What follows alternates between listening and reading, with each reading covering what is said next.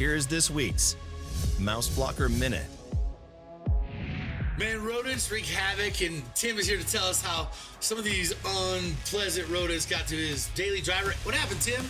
I went out to start it one morning, and of course, got check engine light, and they give me a phone call and tell me the rodents got in and ate your wiring. I went and bought a mouse blocker. That's solved the problem for that, but here I had to take my truck in, the battery went dead, and lo and behold, the shop forgot to hook up my mouse blocker. Oh, no. Oh, no. It happened again, and that's been here probably about a month ago. How much would that repair cost you if you had to pay? I know what insurance covered it, but how much would a repair like that cost you? This last one, they told me $1,300. The first one go around, it done more damage. It was $2,200 the first time. So that's $3,500 of damage. $30 in damages from mice. Wow.